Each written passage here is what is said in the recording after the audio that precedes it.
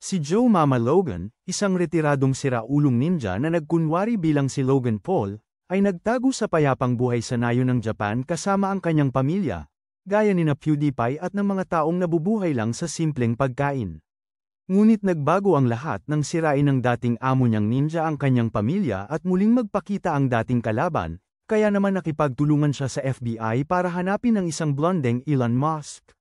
Nagsimula ang kwento sa loob ng tren kung saan may isang pasahero na sumusubok mag-rap habang nakikinig kay Future, pero bigla siyang nakakita ng isang lalaki sa bintana ng tren na parang nakakita ng multo. Pinagpapawisan siya, at nanginginig, pagkatapos ay bumaba siya sa tren sa sumunod na istasyon. Nagsimulang tumakbo siya ng may pag-aalala, ngunit pinigilan ng isang grupo ng mga Ninja Turtle na mukhang hindi masaya. Parang alam na niya ang pag-atake. Ipinakita ng nerd ang kanyang kahangahangang kakayahan sa pakikipaglaban habang sinimulan niyang labanan ang mga umaatake. Nakaya niyang matalo ang ilan, ngunit pagkaraan ay hinarap niya ang leader ng mga ninja. Sa kasamaang palad, naging mahirap para sa nerd, at ang leader ang nakapagpatumba sa kanya. Lumipat ang eksena sa isang bukid kung saan naroon si Joe Logan, kamukha ni Logan Paul, na nagsusuri ng mais. Pagkatapos ay pumunta siya sa kanyang bahay at nagsimulang ayusin ang kanyang bisikleta. Nagulat siya nang biglang sumulpot ang kanyang anak na nakamaskarang demonyo.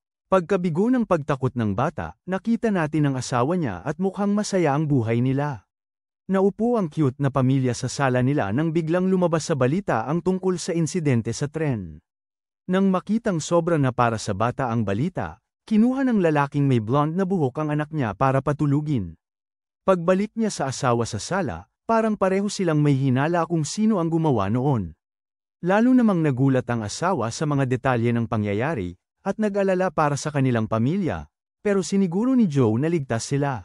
At hindi sila banta sa kanila ang mga Ninja Turtles. Lumipas ang ilang araw at patuloy ang mapayapa nilang buhay sa nayon, na para bang si PewDiePie.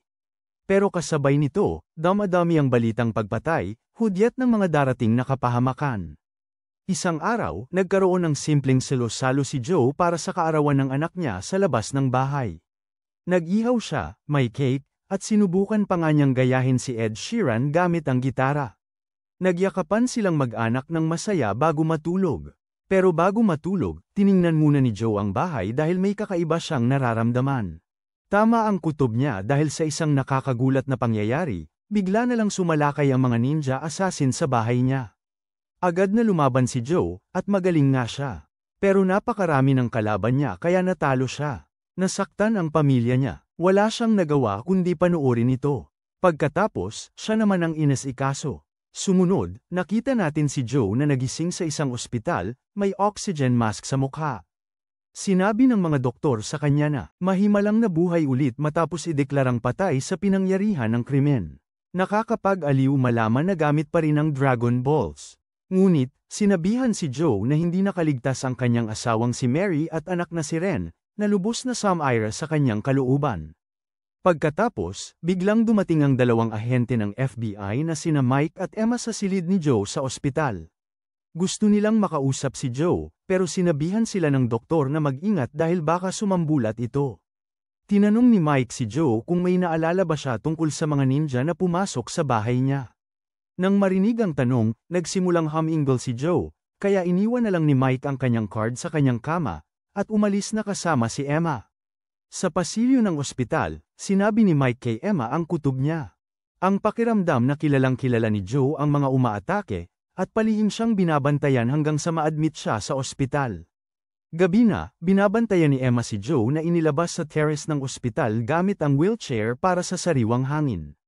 Bigla na lang, nagbago ang lahat nang muling sumulpot ang grupo ng mga ninja at sinalakay si Joe. Ngunit hindi nila alam ang nag-aalab na galit ni Joe na uhaw sa paghihiganti. Para bang sinabi niya, bahala na ang wheelchair, at isa-isang napuruhan ang mga ninja.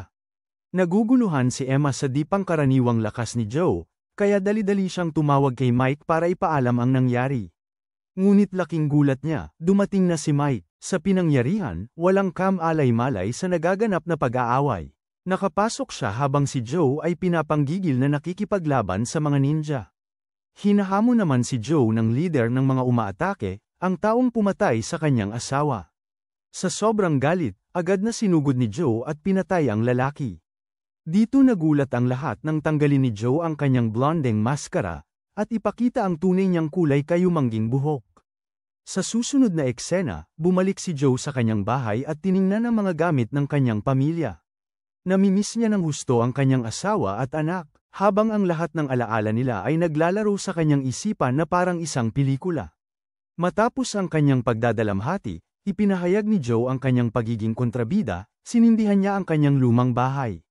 Sinunog niya ang lahat ng kanyang alaala ng sabay-sabay, pagkatapos ay humarap siya, nagsuot ng maskarang pangdemonyo at opisyal na sinimulan ang kanyang paghihiganti sa mga ninja. Lahat ng alaala ay natupok ng apoy, pero nanatili ang galit ni Joe. Kalaunan, muli niyang naramdaman ang nakakatakot na sandali nang mawala ang kanyang pamilya. Sa pagkakataong ito, tinawag siya ng kanyang asawa sa kanyang tunay na pangalan, Higom. Ang kanyang pamilya ay hindi na nakadisguise, at ang anak niya ay humihingi ng tulong sa kanya. Bigla na lang nagising si Joe mula sa bangungot, at nakita niyang nakatali ang leader ng mga mamamatay tao. Si Joe ay pagod at bumagsak. Nagulat siya nang may marinig siyang dumating, at ang taong pumasok ay nagulat din. Akala niya ay sa kabilang buhay na lang sila magkikita. Ang taong ito pala ay isang peking doktor, at tinanong niya kung bakit wala ang disguise ni Joe. Hindi alam ni Joe kung paano siya nakaligtas, at nagtataka ang doktor kung may nag-aalaga sa kanya. Aabot ng 6 na araw bago tuluyang gumaling si Joe, pero ang tanging inaalala niya ay gumaling na upang makapagtanong sa kanyang bilanggo. Tinatanong ng doktor kung ano ang gagawin ni Joe, at malinaw ang sagot ni Joe. Hahanapin niya ang lahat ng may pananagutan sa kanyang pamilya. May ibinigay ang doktor kay Joe para gumaling siya, ngunit hindi na kaya ng sakit niya, at nawalan siya ng malay. Matapos makabawi ng lakas, hinanap ni Joe ang leader ng mga mamamatay tao. Isang araw, binuhusan niya ito ng gasolina. Nababaliw na ang mamamatay tao, sinasabi na dapat sana ay nakita ni Joe ang itsura ng kanyang asawa. Hindi niya gaanong inisip ang anak ni Joe, natakot din tulad ng iba. Pero ang asawa ni Joe ay iba, puno ng galit at puot ang mga mata niya hanggang sa huli. Lalo pang lumala ang ginawa ng gagawang ito, sinabihan pa niya si Joe na lalong umiyak ang asawa nito sa bawat pag-atake. Nananatiling kalmado si Joe, sinabihan niya ito na makinig mabuti, na sisiguraduhin niyang maiiukit niya sa isipan nito ang alaala ng pamilya niya magpakailanman. Pagkatapos ay inilarawan niya ang matinding sakit na ipapatikim niya dito, parang mas malala pa siyang baliw. Dagdag pa ni Joe na hindi ang kamatayan ang magiging kaligtasan nito, bilang ganti sa mga nasawi. Pagkatapos ay sinunog ni Joe ang lalaki at nanood na parang isang baliw. Samantala, tinanggal si Mike sa investigasyon kay Logan Paul. Ang utos galing sa mga superior, galit na galit dahil sa nangyari sa ospital. Walang camera sa rooftop, at hindi nila alam kung kaninong dugo yun. Sabi ni Mike nakakita si Emma ng lahat, pero sinabi ng boss niya na kausapin ulit si Emma dahil mukhang nagbago ang kwento nito. Naiinis si Mike kay Emma dahil napapadali itong sumuko, pero tinatawanan lang siya ni Emma dahil halata naman daw na tinatakpan to ng mga nasa itaas. Maduming politika ang nangyayari, may tinatago sila, at alam niyang ang pinakamatalinong gawin ay sumabay na lang. Lihim naman, sa Saturday niya si Joe at ang pamilya nito, at natuklasan niyang mga peking pangalan ang ginagamit nila, at hindi naman talaga sila umiiral. Nang gabing yun, may 2 tiwaling pulis na pumasok sa isang bar, at nagalit ng hindi sapat ang naibigay na pera ng bartender. Nakaupo si Joe malapit doon, at isa sa mga pulis ang nagpas siyang guluhin siya, tinanong kung ninakaw ang motorsiklo sa labas. Hindi siya pinansin ni Joe, kaya naman hinihingi ng pulis ang lisensya niya. Nanatili pa ring tahimik si Joe, kaya sinubukan siyang dakmain ng pulis, pero agad at malakas na napabagsak ni Joe ang pulis. Kalmado siyang tumayo para umalis, pero sinubukan siyang sugurin ng isa pang pulis mula sa likuran. Hindi man tumama ang suntok ni Joe sa lalaki, pero ang lakas ng ang paghampas niya ay nagpabagsak sa pulis palabas. Muling tinignan ni Joe ang sasakyan ng pulis, at naalala ang business card na binigay sa kanya ni Mike. Kinabukasan, inakala ni Mike na nagbibiro lang si Emma, pero pinaalala nito sa kanya na may iniimbestigahan siyang kaso. Maraming transaksyon ng mga kriminal ang nangyayari na ngayon sa virtual reality, at kailangan niyang tapusin ang kasong ito para masaliksik nila si Joe. Dagdag pa ni Emma na mabilis ang pag-unlad ng VR, salamat sa Ozaw Company. Bigla, nagulat si Mike sa tawag ni Joe. Maingat niyang inalis si Emma sa mga hindi magandang video sa VR, at sinenyasan siyang tingnan ang tawag. Sinisikap ni Mike na malaman kung sino talaga si Joe, pero may sariling mga tanong si Joe. Sabi ni Joe gusto niyang makausap si Mike, at nang sabihin ni Mike na nag-uusap na naman sila, tumawag ulit si Joe para bigyan ng isa pang pagkakataon si Mike, pero binabalaan niya itong tumigil na sa paglalaro. Pinapili ni Joe si Mike ng lugar ng pagkikita, at pumili si Mike ng isang restoran. Natapos ang tawag at nalungkot si Emma dahil hindi niya matunton si Joe. Sa restoran, sinabi ni Mike sa may-ari na magpahinga muna. Lahat ng loob na pumayag ang may-ari na umalis, pero hiniling kay Mike na sa lamesa malapit sa pinto niya ipadala ang mga maghahatid ng pagkain. Dumating din si Joe, pero gusto munang makita ni Mike ang kanyang harapin para siguraduhin hindi siya niloloko, gaya ng ginagawa ni Rey Mysterio. Nag-isip si Joe na umalis, pero pumayag si Mike na mag-usap. Interesado si Joe kung sino ang nasa likod ng sunod-sunod na pagpatay, kaya nag-alok siyang sasagutin ang mga tanong ni Mike kapalit. Nakahinga ng maluwag si Mike, pero bigla siyang naglabas ng baril, at sinabing hindi siya nakikipag-usap sa mga sospek. Iniutos niya kay Joe na lumuhad. Bigla namang dumating ang isang delivery guy at kinuha ang isang order. Nagtaka si Mike kung bakit hindi sinamantala ni Joe ang pagkakataon para tumakas, pero gusto pa ring makipag-usap ni Joe. May isa pang delivery driver na dumating para kumuha ng order, at si Mike, mas lalo pang maingat, binabalaan ni Joe na huwag magtangkang gumawa ng anumang bagay. Habang umiikot si Mike sa mesa, ipinahayag niyang inaresto na si Joe. Nanatili si Joe na tahimik, pero nainis si Mike nang may isa pang delivery guy na pumasok sa restaurant. Naguluhan si Mike nang makita niyang wala na palang ibang orders na kukunin, at biglang umatake ang delivery guy na ito. Mabilis na nakaiwas si Joe sa suntok, pero nalantad ang mukha niya. At nagsimulang magtaka si Mike kung sino ba talaga siya. Naaktuhan si Joe sa isang pagtatalo, pero halata namang peke lang yung delivery guy na umaatake. Sinubukan ni Mike na arestuhin silang dalawa, pero lumala ang sitwasyon nang sumugod sa kanya ang delivery guy, kaya napilitan si Mike na buksan. Sunog, sumugod si Joe para iligtas siya mula sa kapahamakan, at lalong tumindi ang labanan nang magpakita ng dagdag na mga braso ang umaatake. Napilitang umatras si Joe, pero gumanti siya gamit ang kanyang Shadow Jutsu, nagbigay sa kanya ng 4 na dagdag na braso at 2 ulo. Nagpatuloy ang mabangis na labanan, pero nakapagtatagumpay na si Joe dahil sa dagdag na mga braso, at nahawakan niya ang umaatake. Itinulak niya ito palayo at handa nang tapusin ang laban, ngunit napagtanto niyang ang dagdag na mga braso pala ng lalaki ay isa pang tao na nakakubli sa bag nito. Sumalakay ang bagong lalaking ito mula sa likuran, at nahirapan si Joe na ipagtanggol ang sarili. 2 mapanganib na kalaban. Muli na naman tumulong si Joe kay Mike, binuhusan ng alak ang mga mamamatay tao. Sinindihan niya ang kanyang mga espada, at nagpatuloy ang matinding labanan.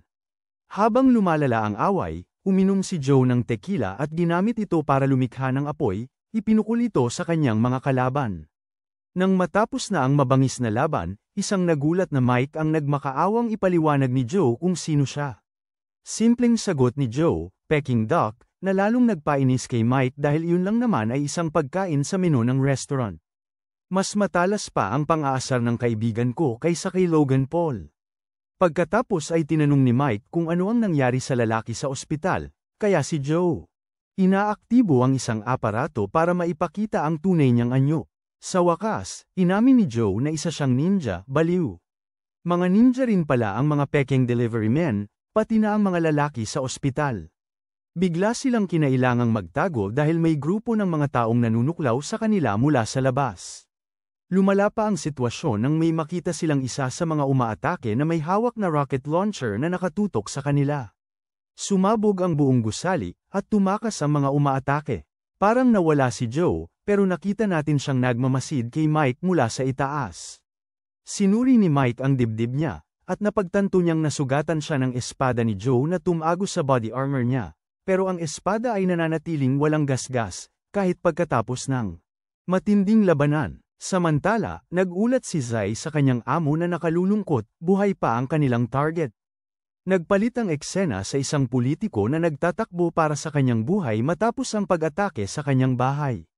Nanalangin siya sa Diyos na itigil ang mga masasamang espiritu, ngunit nanlalamig siya nang makarinig ng kakaibang mga ingay. Bigla na lang, may mga nakakatakot na kamay ang sumulpot at kinuha ang kanyang buhay. Ang taong nasa likod ng pag-atake ay nanunood mula sa malapit at tila interesado kay Joe, na ang larawan ay nasa kanyang telepono. Maya-maya, bumisita si Master Yamaji sa kakaibang lalaking ito na may telepono. Nagreklamo siya na ang pinakahuling trabaho niya ay nakakasawa, at nagpupumilit na ang kanyang mga kasanayan ay dapat gamitin sa mas kapana-panabik na mga misyon. Pinaalalahanan siya ni Yamaji na siya ay isang sandata lamang, at ang mga sandata ay walang sariling kagustuhan. Ipinaliwanag ni Yamaji na ang mga tulad ni Hagen na itinakwil ay hindi na maituturing na mga ninja. Sa sandaling umalis sila ay magiging mga kaaway at dapat agad na maalis upang maprotektahan ang kanilang mga lihim na sining. Ang taong ito ay isang malamig na nilalang. Si Hagen ay isa sa mga pinaka-elite na ninja ng Japan, na bihasa sa napakaraming estilo ng pakikipaglaban, at hindi nagpapakita ng awa sa pakikitungo sa kanyang mga target. Bagamat na isagawa na nilang maparalisa siya noon, pinaghihinalaan nilang nakaligtas siya gamit ang kanyang lihim na teknik. Sa ibang lugar, isang lalaking nakapula ang may tungkulin na ipaalala kay Zai na nawala na ang lahat ng dating alam niya tungkol sa pakikipaglaban ng may dangal. Ngayon, karahasan na lamang ang mga ginagawa ni Zai, at iniisip ng lalaki kung gaano karami sa dating mga kaalyado ni Zai ang kanyang nasaktan. Pinupuntirya na ngayon ni Zai ang mga itinakwil ng grupong Tawoli, ngunit itinuturo ng lalaking nakapula ang kanilang pagkabigo na matalo si Hagen. Pinatunayan ni Hagen na ang mga naniniwala pa rin sa dating mga paraan ay hindi mapapabagsak ng isang tulad ni Zai. Naniniwala ang lalaking nakapula na kapag nalaman ito ng ibang mga itinakwil, sila ay mag-aaklas laban sa organisasyon.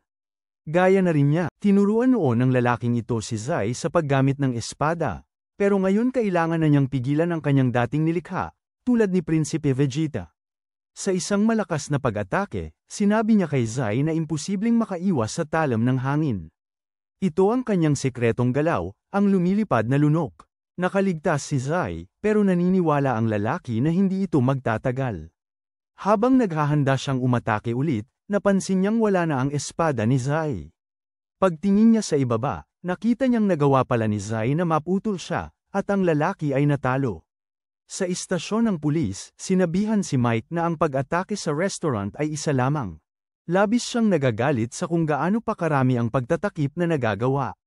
Pagkatapos, tumawag ang boss niya, pinaalalahanan si Mike na malapit na siyang magretiro, at pinayuhan siyang huwag itong sirain sa pamamagitan ng pagsali sa mga bagay na hindi sakop ng kanyang trabaho. Samantala, si Joe ay nasa isang taguan at nagsindi ng apoy. Dumating si Mike para makipagkita sa kanya ayon sa plano, pero binanggit niya na sinet up ang may-ari ng restaurant. Bagamat balak nilang harapin yun mamaya, sa ngayon, nagpahinga muna sila at kumain ng Peking duck. Sa loob, tiningnan nila ang mga nalalaman nila. Ang mga kutsilyong ginamit sa pag-atake ay gawa sa isang espesyal na halwang metal, at ang patent nito ay hawak ng Oza. Malinaw ang koneksyon ni na Oza at ng mga ninja, pero kailangan pang mag-imbestiga si Mike. Mapanganib ang kumpanyang Oza, lalo na't may suporta sila mula sa FBI. Wala nang pakialam si Joe sa panganib, pinatay nila ang pamilya niya, at nangangako siyang hahanapin niya ang bawat isa sa kanila, at mapapanagot niya sila. Binabalaan siya ni Mike na kung ituloy niya ito, kakailanganin siyang arestuhin, pero napagpasyahan ni Mike na maraming ibang kriminal ang dapat unahang arestuhin. May kilala si Mike na may alam tungkol sa Oza, kaya pupunta sila kay Emma. Nagbiro si Mike tungkol sa pagiging matanda ni Emma. Sinabihan ni Joe ang sasakyan ni Emma na sira, pero mabilis siyang nakaganti. Sinabing mas sira pa ang sasakyan nito, isang nakakagulat na sagot. Si Joe, dating mahilig sa karahan ng sasakyan, alam ang lahat tungkol sa kotse ni Emma, pero nagulat siya nang malaman nitong ninja siya. Ipinakita ng pananaliksik ni Emma na ang Oza ay isang pandaigdigang kumpanya na gumagawa ng mga armas pangmilitar, pero bahagi lang yun ng kwento. Ang Oza ay may kinalaman din sa industriya ng libangan, malinis na enerhiya, at halos lahat ng uri ng teknolohiya. Parang unti-unti na silang nakakakuha ng kontrol, dahil ang mga produkto nila ay palaging pumalit sa iba't ibang uri ng software. At araw-araw, umaasa ang bawat bansa sa teknolohiya nila sa isang paraan o iba pa. Ngunit ang mabilis nilang pag-unlad ay nagdulot ng mga nakakabahalang usap-usapan.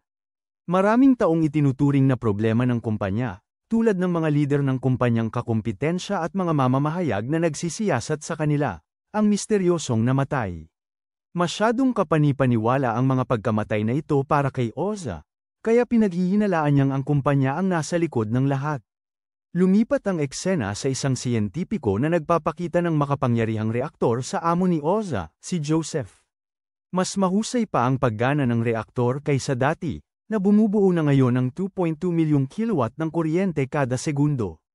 Tuwang-tuwa ang amo, at sinasabi nitong teknolohiya ang magbabago sa mundo. Ang blonde na si Musk ay nagdedeklara na dapat maging nangungunang kumpanya ang Oza, na ang mga inobasyon nito ay magpapabuti sa buhay ng lahat, at magtatakda ng bagong pamantayan sa buong mundo. Mamaya, nagkita si Joseph at Yamauchi, na pinakita sa kanya ang larawan mula sa isang pag-atake sa isang restoran. Inamin ng boss na sangkot ang kanyang mga tauhan, na ipinaliwanag na pagsubok yun para sa isang bagong armas, at pinili niya ang isang ninja bilang target dahil sa kanilang pambihirang kakayahan. Nababahala sa galit ni Yamauchi, mabilis niyang nilinaw na ang target ay isang dating ninja, hindi mula sa grupo ni Yamauchi. Organisasyon, pilit niyang ipinapaalala kay Yamauchi na magkakasama sila, pero mahigpit na binabalaan siya ni Yamauchi na huwag siyang makikisalamuha pa sa mga kasama niya. Samantala, ipinakikilala ni Emma sa grupo ang sentro ng Oza. Ang Oza City ay isang lungsod pagsubok na lubos na kontrolado ng organisasyon.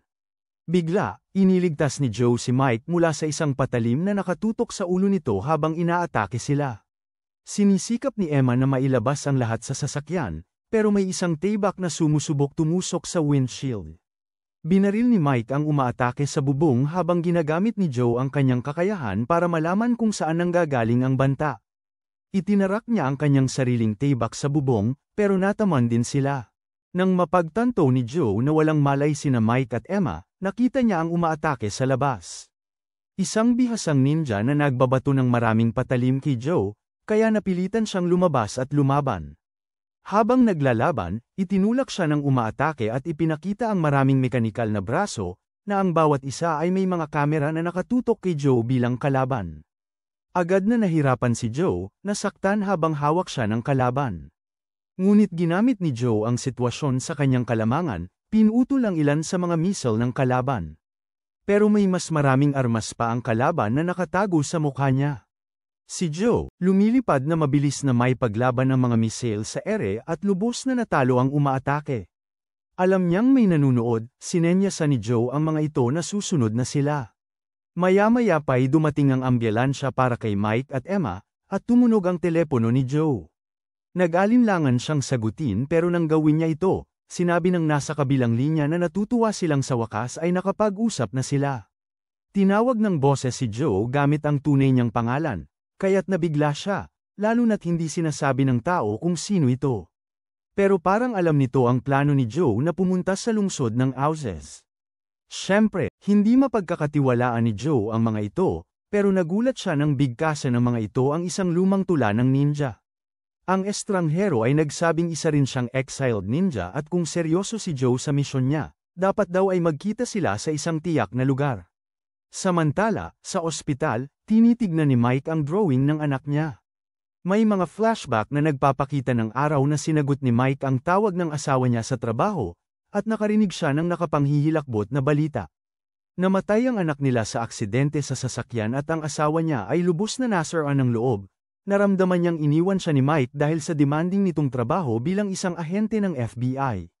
Napagpasyahan niyang hindi na niya kaya, mas matagal na sana silang mag-asawa, at S-chat. Ngayon, kayang titigan na lang ni Mike ang drawing ng dati nilang masayang pamilya, pero ginambala siya ni Joe. Ibinahagi ni Joe ang detalye tungkol sa taong gustong tumulong, pero nagduda si Mike. Nagduda rin si Joe, pero alam ng estranghero ang nursery rhyme na itinuro lang sa lumang grupo nila. Kinumpirma ni Emma na tama ang lalaki tungkol sa mahigpit na seguridad ng Auzes City. Ipinakita ng research niya na halos imposible ang makalusot doon, parang kailangan maging invisible o kung ano paman. May natuklasan din siyang grupo sa dark web na nagmamanman sa Houses Corporation. Naniniwala sila na gumagawa ang kumpanya ng mga armas na may malawakang pinsala. Bahagi ng plano para sakupin ang mundo. Ang admin daw ng site ay isang dating mananaliksik ng Houses, kaya iminungkahi ni Emma na puntahan at kausapin nila ang taong ito.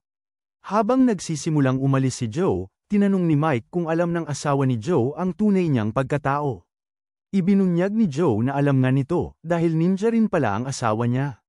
Pero para makasama nila ang isa't isa, kinailangan nilang labagin ang mahigpit na alituntunin ng mga ninja na nangangailangan ng kawalan ng emosyon, maging sa mga kaalyado. Samantala, humanga si Executive Joseph nang malaman niyang nakaligtas si Joe sa nakaraang pag-atake. Isang nakakatakot na mamamatay taong ninja na ang pangalan ay Lil ang nagtataka kung plano ni Joseph na sumama sa laban. Pero mas interesado si Joseph sa pangangalap ng impormasyon.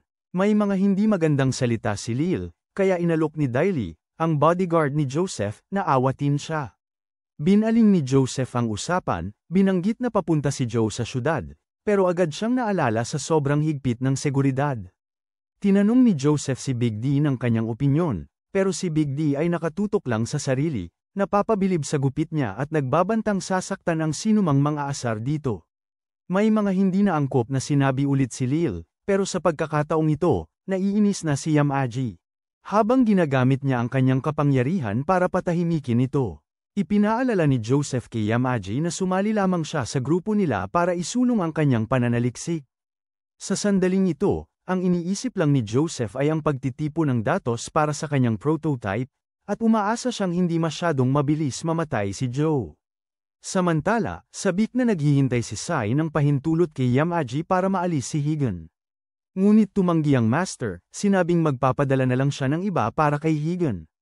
Isang flashback ang nagpapakita ng tatlong ninja na may misyon. Habang ginagawa nila ang kanilang gawain, binabanggit nila ang kanilang kodigo, huwag kailanman ibunyag ang mga sekreto ng ninja, manatiling walang emosyon. At palaging inuuna ang misyon kaysa sa kanilang mga buhay. Nakuha ng mga ninja ang impormasyong kailangan nila, at matagumpay nilang natapos ang misyon. Pagkatapos, nagkaroon ng seremonya para parangalan ang tatlong mahuhusay na shinobi. Tradisyon na ito, at binigyan ng bawat isa ng pangalan, Sai, Higan, at Mary. Ngunit hindi lang yun, nabigla sila nang malaman nilang isang lihim na sining ang ipagkakatiwala sa bawat isa sa kanila, na dapat nilang pangakong ililihim magpakailanman. Pumayag silang lahat, kumpiyansa ang leader na ang tatlong ito ang magiging gabay ng kanilang nayon tungo sa kinabukasan, at nalaman nilang naroon din si Yamaji. Nang gabing yun, binanggit ni Joe kung paano ang pagkakaroon ng pangalan ay makatutulong sa kanila para mag-alala ang isa't isa.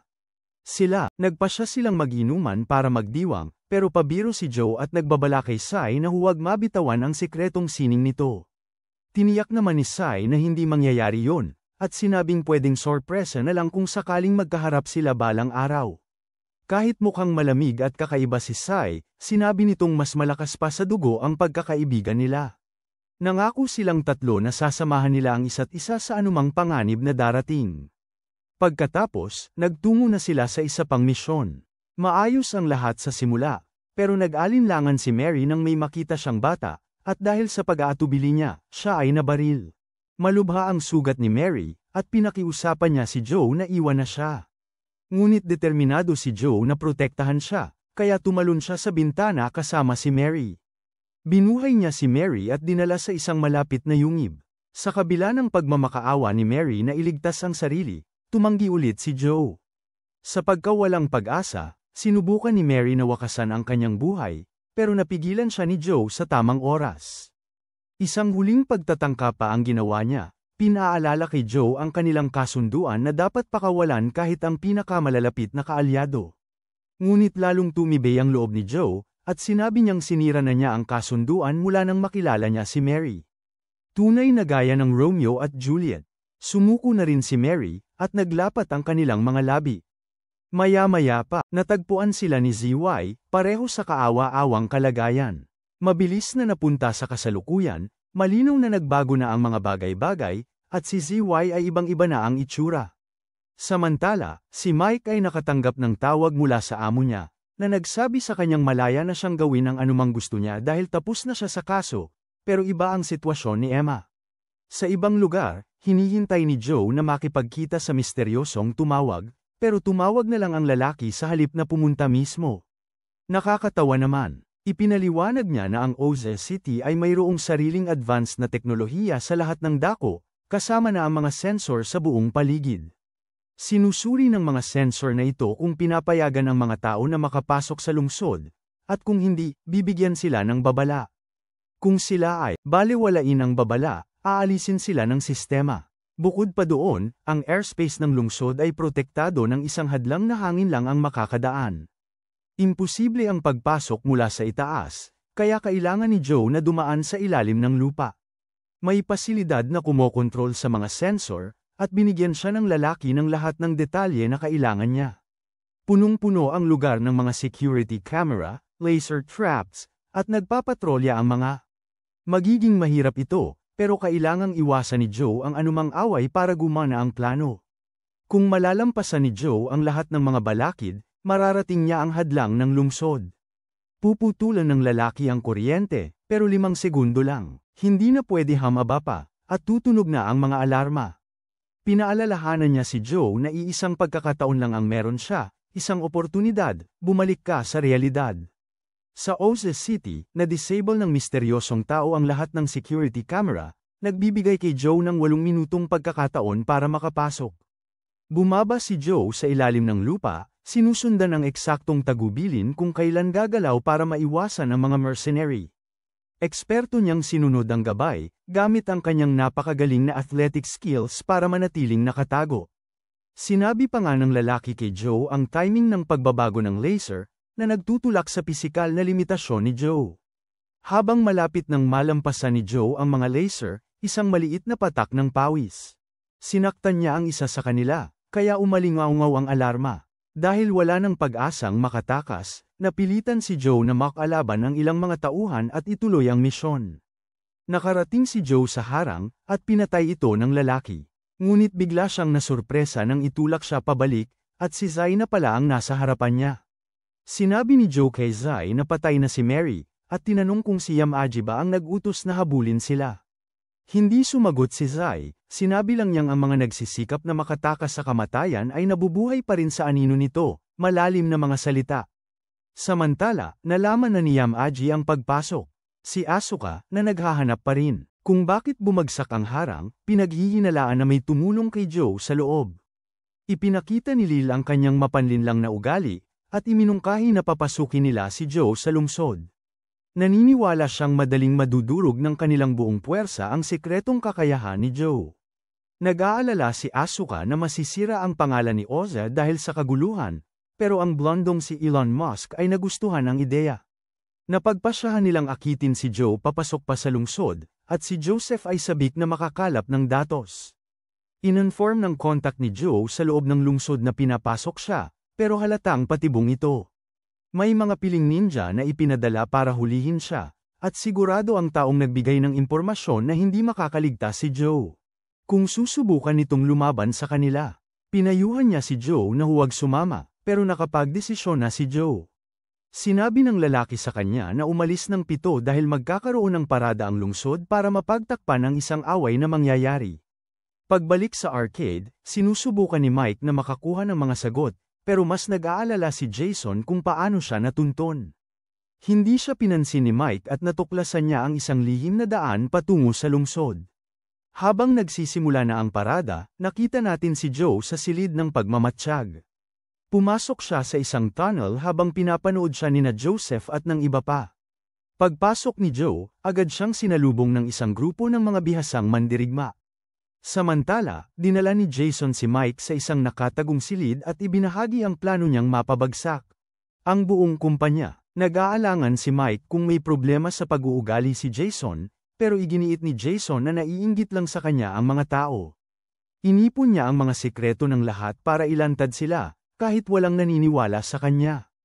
Inaamin ni Mike na pinagkakatiwalaan niya si Jason at gusto rin niyang pabagsakin ang kumpanya. Magaling si Jason sa pag-hack sa sistema, pero nagdadalawang isip siya dahil sa takot sa maaaring mangyari kung madiskubre siya. Sa syudad, si Joe ay handa ng kumilos, tinatalo ang ilang ninja habang nakatatakip ang ingay ng mga paputok sa labanan. Samantala, mahinahon na naghihintay si Zai. Balik kay Mike, sinihack ni Jason ang sistema ng Oza, pero wala pa siyang nakikitang kakaiba. Pagkatapos ng ilang paghahanap, natuklasan nila ang isang listahan ng mga social security number na may kaukulang presyo. Ang file, na may pangalang Bound, ay mukhang pag-aari ng isang grupong corporate spy. Mukhang bumibili ang Oza ng mga peking identidad para sa mga undercover agents na nagpapatunay sa kanilang katiwalian, kahit na wala pa ring koneksyon sa mga ninja. Magaling sana ang Oza sa politika. Bigla, nagulat si Mike nang makita ang pangalan ni Emma sa listahan, kaya naguluhan siya. Umalarm ng malakas habang si Jason ay na-log out sa sistema, at napansin nilang may mga kasama sila sa labas. Nagtago sila, nasa lakay ang arcade, pero matalino si Mike na nakapag-agaw pansin sa mga nanalakay, kaya nakatakas ang mga kasama niya. Hinala ni Mike na may tinakbuhan sa FBI. Sa lungsod, patuloy ang pag-atake ni Joe, pumasok siya sa isang gusali at nakipaglaban pa sa mga kalaban. Sinubukan ni Mike tawagan si Emma, pero kakaiba, hindi siya sumasagot. Uminit ang sitwasyon dahil hinahabol sila ng mga mersenaryo, at ang lumang sasakyan ni Mike ay halos hindi makasabay sa bilis. Pinaputukan ni Mike ang mga ito pabalik, kahit kulang siya sa armas, pero hindi gaanong nakatulong. Si Jason, medyo baliw nga, ay may naisip na plano at nagawa niyang ipahagis ang isang boss sa isa sa mga humahabol sa kanila. Pagkatapos, ipapreno ng malakas ni Mike kay Jason, at ipapakita ang galing niya sa pagbaril sa dalawa sa mga upahan.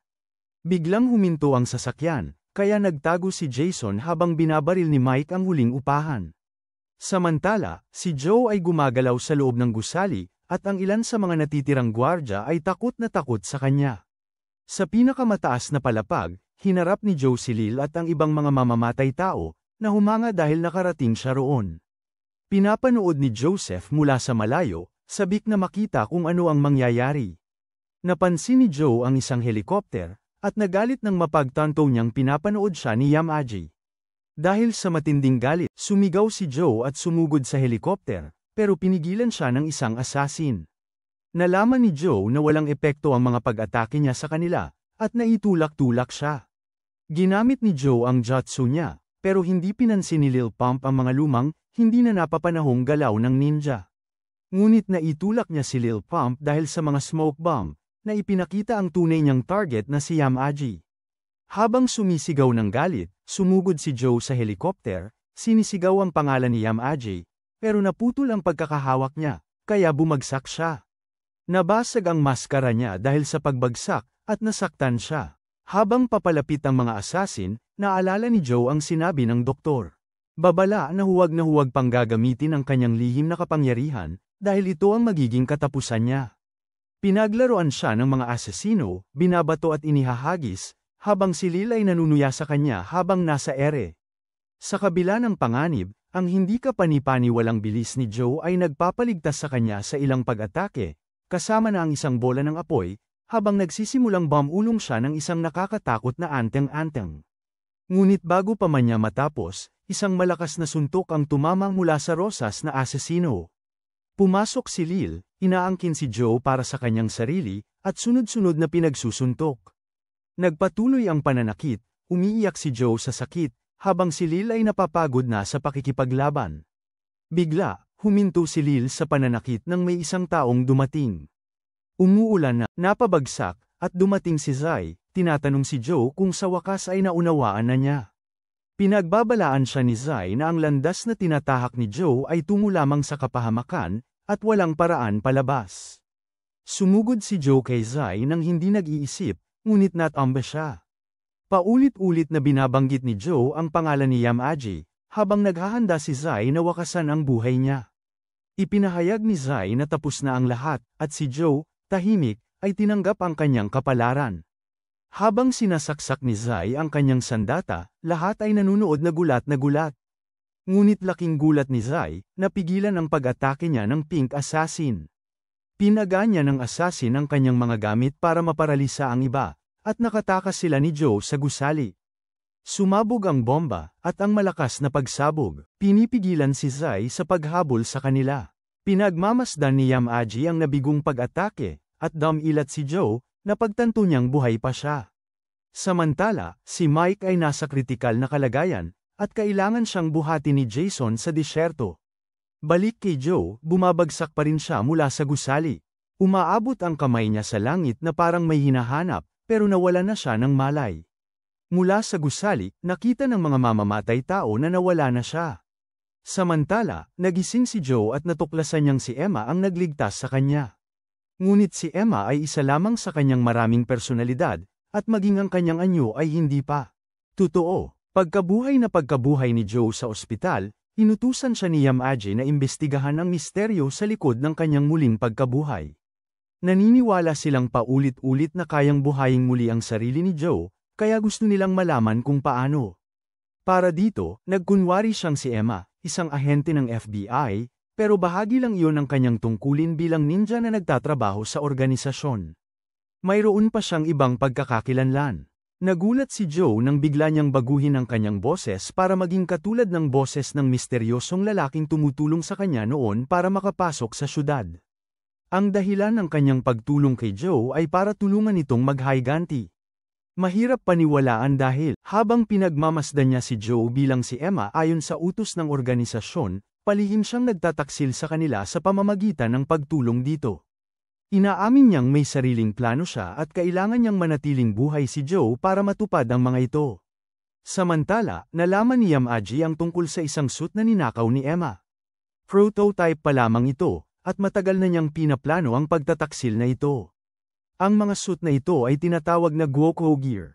Ang mga combat suit na ito ay pinakamagaganda, dinisenyo upang perpektong makasabay sa anumang ninja technique.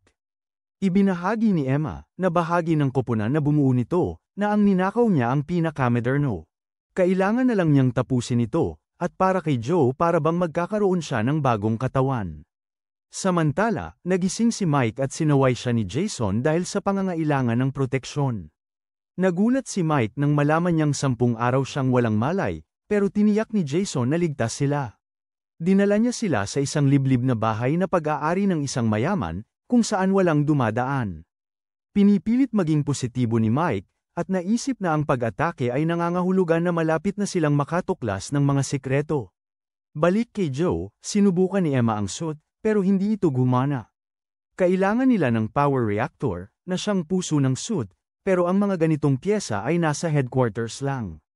Mapanganib at nakakapanganib naman pumunta roon. Iiwan si Emma na isang pagpipilian lamang ang natitira, isang pagpipilian na kanyang kinatatakutan. Ginugulo pa rin ni Joe ang alaala ng isang malungkot na araw, at nagbalik tanaw tayo sa panahong kasama niya si Mary. Ginamo siya nito at ibinahagi ang kanyang pilosopiya sa pakikipaglaban. Naniniwala ito na ang pagkontrol sa emosyon sa pinakamatinding punto ay gumagawa sa isang tao na di matitinag.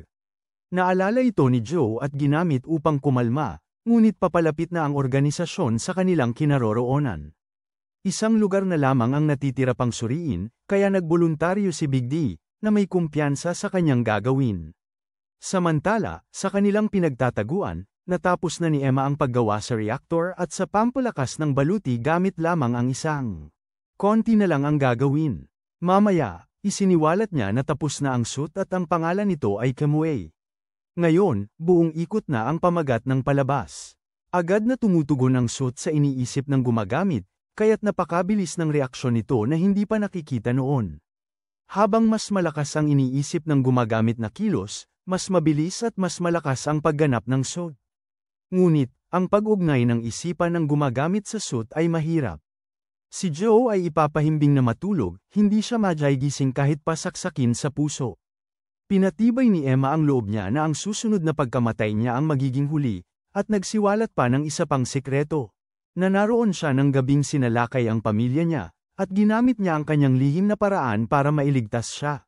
Siya ang nagtusok ng karayom sa leeg niya, na nagpahinto sa lahat ng selula niya sa pamamagitan ng isang espesyal na daan. Pero kapag ang mga daang ito ay nagsara na, hindi na yun magagamit muli. Si Joe, na ngayon ay galit, ay nagtanong kung bakit siya ang iniligtas imbes na ang pamilya niya. Nagiging agresibo na siya kaya kinamayan siya ni Emma gamit ang isang aparato. Nang mga sandaling yun, umalingaw-ngaw ang mga alarma dahil papalapit na ang organisasyon. Sinimulang sirain ni Big D ang pasukan, at nagsimulang magpanik si Emma, pero isang bomba lamang ang natagpuan ni Big D sa silid. Isinaayos ni Emma ang isang pain sila, pero lumala ang sitwasyon nang dumating ang hindi magandang tao na si Lil Pump. Nagulat si Emma, at ipinaliwanag ni Lil na dahil hindi nila ito mahanap, kailangan nilang magpatuloy sa paghahanap. Gumawa si Emma ng matapang na hakbang para maalis si Lil sa truck, bumaba siya sa kanyang kasuotan. Si Lil, na matagal nang nangangarap na makipaglaban sa isa pang may suot na ganoon, ay naghanda na para sa laban. Samantala, napagtanto ni Mike na kailangan nilang hanapin ang lahat ng nasa listahang natagpuan nila, pero kailangan ni Jason ng computer para magawa iyon. Naalala ni Mike na alam ni Emma kung saan makakahanap noon, dahil ang sasakyan niya ay halos computer na may gulong. Samantala, ang tapang ni Emma, nagsimula na ang labanan nila Lil at Emma. Ginagamit ni Emma ang kanyang mga braso robot para kontrolin ang ilang automatikong truck. Pero agad itong napigilan ni Lil, at nalaman niyang hindi pala sinabi ni Lil ang pagdating niya. Nakita ni Lil ang maraming Emma, pero napagtanto niyang may diferensya ang kanyang paningin. Nakakapasok si Emma ng ilang atake, pero mukhang may plano si Lil. May handa siyang bagay, at sumalakay si Lil ng malakas na nagpabagsak sa lahat ng kopya ni Emma. Tumakbo si Emma papunta sa makinang mukhang nag-charge ng mga kopya, pero hinaranggan siya ni Lil. Nag-recharge din si Lil, at ang makinang tinutuntungan ni Emma ay nawasak na. Kinutya siya ni Lil dahil sa paniniwalang mananalo siya, at sinugod siya nito ng suntok. Samantala, may iniwang recording si Emma sa isipan ni Joe, na nagsimulang tumugtog habang siya'y pinapuruhan. Ipinaliwanag sa recording na baka patay na siya, at ibinahagi na minsan siyang iniligtas ni Mary. Mula noon, palihim na nag-usap sina Emma at Mary. Nang gabing yun, nagmadali si Emma papunta sa bahay nila para iligtas sila, pero huli na siya. Si Joe na lamang ang nailigtas niya, kaya humihingi siya ng tawad dahil sa nangyari. Lagi naman gustong mabuhay ni Mary si Joe, kaya sinusubukan ni Emma tuparin ang hiling ni Mary. Ginawa na ni Emma ang lahat ng kaya niya, at ngayon nagpapalam na siya kay Joe. Bigla na lang, ang matinding apoy sa loob ni Joe ang nagtulak sa kanyang lumubog gamit ang kamuisot para mas mapabilis ang pagtatapos, dahilan ng pagkawala ng kuryente sa buong lungsod. Naalala ni Joe ang payo ni Mary tungkol sa pagkontrol sa kanyang emosyon, at lahat ay naghihintay, sabik na malaman ang susunod na mangyayari. Nang mga sandaling yon, biglang lumiwanag ang suit ni Joe sa dilim. Nakahiga lang si Lil habang papalapit si Joe, hawak ang kanyang mga armas. Nakapagbigay ng kaunting oras sa sarili si Lil sa pamamagitan ng pagtulak kay Joe. At nagsimula ang laban. Naalala ni Joe ang payo ni Emma na habang mas malinaw ang pag-iisip niya sa kanyang mga gagawin, mas mabilis at mas malakas ang pagtugon ng kanyang kasuutan. Gamit ito, kumilos si Joe na parang kidlat, iniiwasan ang pag-atake ni Lil. Si Lil, nakikita na ngayon kung ano ang tunay na ninja, umamin na wala siyang pinagsisisihan, at nakadama ng katahimikan. Nang mga sandaling yon, dumating si Emma, buhay pa, na saksihan ang pag-atake ni Lil sa kanilang dalawa. Gayunpaman, si Joe ay nanatiling walang sugat. Malamig niyang sinabi na ang katapusan ni Lil ay hindi magiging mabilis o madali, hindi siya magpapakita ng awa. Tinawag ni Lil na isang malupit na hayop si Joe, at dahil doon, si Lil ay inilipat sa isang baluktot na kabilang buhay. Samantala, kinausap ni Yamaji si Zai, na nangakong susundin ang anumang misyon na ipagagawa ni Yamaji. Nang masiyahan si Yamaji, nagpas siyang huwag ng pigilan si Zai. Binigyan niya si Zai ng pahintulot na tapusin si Joe, na ipinahayag na mamamatay si Joe sa kanyang kamay. Samantala, pabalik sa truck, napansin ni Emma na tinititigan siya ni Joe, kaya nilinaw niya na hindi siya interesado sa mga baliw na may asawa. Pero hindi yan ang iniisip ni Sigma Joe, kaos isa siya sa nakaraan nito kay Mary. Nagpakita ang mga alaala kung saan si Mary ang unang mentor ni Emma, isang taong lubos niyang hinahangaan dahil palagi nitong matagumpay na natatapos ang kanyang mga misyon. Isang araw, tinanong ni Mary si Emma kung bakit lagi itong nakamaskara. Ipinaliwanag ni Emma na ang mukha niya ay nasira ng malubha sa isang aksidente, kaya't maging ang mga magulang niya ay hindi makatiis na tumingin sa kanya at iniwan siya. Naiwan siyang mag-isa hanggang sa may organisasyon na tumanggap sa kanya. Dahil dito, naging dalubhasa siya sa pagbabalat kayo, kaya niyang maging sino man ang gusto niya. Nang marinig ito, tinanggal ni Mary ang kanyang maskara at sinabi kay Emma na maganda ito. Isang araw, ibinahagi ni Mary ang mga alaala niya sa paglaki kasama sina Zai at Joe, dalawang lalaki na palaging mukhang nakakatakot pero sa totoo lang ay irresponsible lang. Mga alpha, sa kabila ng kanilang matapang na imahe, mahalaga sila sa kanya, kaya't nababahala si Emma. Pagkatapos ng lahat, hindi dapat nagkakaroon ng pagmamahal ang mga ninja, dahil ang emosyon ay maaaring maging sanhi ng kanilang pagbagsak, at ipinagbabawal ng kanilang kodigo ang gayong mga pag-uugnayan. Nang maglaon, ibinahagi ni Mary kay Emma ang kanyang lihim na pamamaraan. Magagawa niyang magmukhang patay ang isang tao sa pamamagitan ng paglalagay sa kanila sa isang estado na parang natutulog. Nagulat si Emma nang alukin siya ni Mary na turuan siya ng sining na ito. Ipinaalala sa kanya na ang mga teknik na ito ay hindi dapat ibabahagi. Sa kabila nito, naaalala ni Emma ang mga panahong kasama si Mary bilang pinakamasayang araw ng kanyang buhay, kahit na biglang natapos ang lahat. Si Yamaji ang naging pinuno at, sa hindi malamang dahilan, pinayagan ng mga tagalabas na sumapi sa grupo. Isang araw, tinanong ni Yamaji si Emma kung ano sa palagay niya ang ipinagmamalaki ng isang ninja, at sumagot si Emma na ang pagprotekta sa kapayapaan ng Japan. Nagtaka siya kung ano ang mangyayari kung mawala ang Japan, at kung mawawala rin ba ang mga ninja kasabay nito.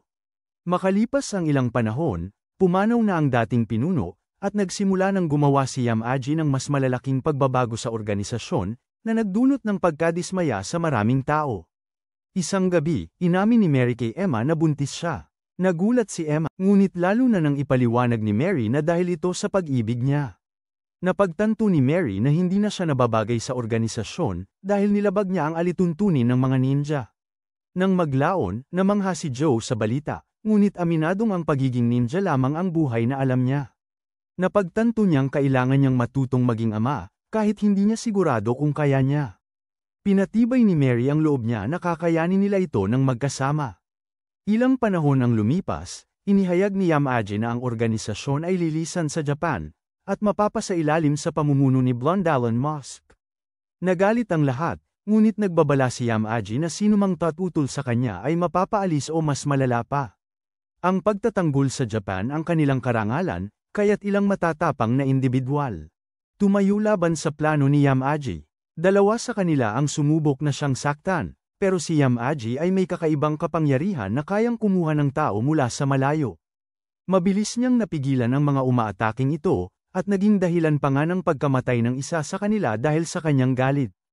Di nagtagal, nabuo ang isang grupo na may layuning patayin si Yamaji, ngunit isang matandang ninja ang nagbabala sa kanila na malamang na sila ay mamamatay sa pagtatangka. Kaya't napagpasyahan nilang umalis na lamang sa organisasyon at ibahagi ang kanilang mga paniniwala sa iba. Nang maglaon, hinarap ni Emma si Mary. Ang dating pinuno ay palihim na nagbigay sa kanya ng misyon na alamin kung karapat-dapat ang susunod na kandidato para maging leader. Kung hindi, inutusan siyang alisin ito. Si Mary, ipinaalala niya na matagal nang patay ang pinuno, pero ipinaliwanag ni Emma na matagal na rin siyang binigyan ng misyon. Humingi siya ng paumanhin sa panlilinlang kay Mary, ngunit obligado siyang tuparin ang huling kahilingan ng pinuno. Nagulat si Emma nang sabihin ni Mary na alam niya pala ang lahat. Nakiusap si Emma na isuko na ni Mary ang anak niya at bumalik sa organisasyon. Tumanggi si Mary, at habang nag-aaway sila, napagtanto ni Emma na tinatago pala ni Mary ang kanyang tunay na lakas. Nalulungkot na inamin ni Emma na hindi na niya matandaan ang itsura ng mga magulang niya. Sa tuwing susubukan niya, mukha ni Mary lang ang naaalala niya. Sa kabila nito, nagpatuloy ang paghaharap ng dalawa, at sa huli, si Emma ang nagtagumpay. Alam niya na likas na itinanggol ni Mary ang kanyang sanggol sa huling segundo, at kung hindi, si Mary sana ang nanalo. Nahirapan si Emma na talunin si Mary dahil sa pagmamahala nilang magkapatid. Ipinakita ni Mary na lagi niyang itinuring na pamilya si Emma. Kinabigla ito ni Emma dahil ganoon din ang nararamdaman niya. Nagpas siyang manatili si Emma sa organisasyon, na plano niyang subaybayan ang mga gawain mula sa loob. Nanatili siyang malapit kay Mary, sinasabihan pa nga ito kapag may misyon siyang pagpasok sa FBI.